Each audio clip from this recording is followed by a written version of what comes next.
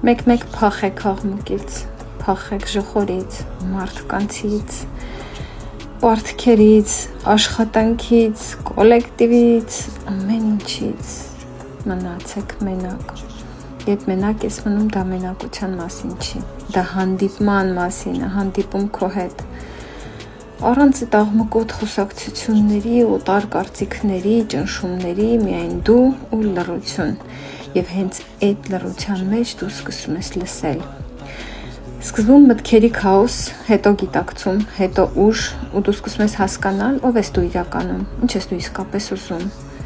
ոչ թե այն, ինչ ասել են ուրիշները, ոչ թե այն,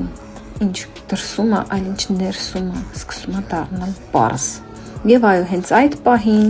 կարևոր է թողնել վախերը, որոնք պահել են քեզ, վեճերը, որոնք այրել են ներսից, այդ ամենն այլևս ուժ չունի, դու այստեղ ես հիշելու, ով ես,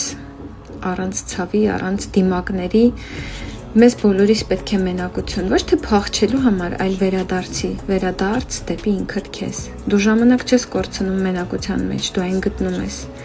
քանզի հենց այդ լռության մեջ ծնվում են որոշումները, հասունանում երազանքները, վերականգնվում այն, ինչ մոռացել էիր քո մասին, այստեղ դու չես խաղում, դու պարզապես կաս, կենդանի, զգացող, ուժեղ մարդ,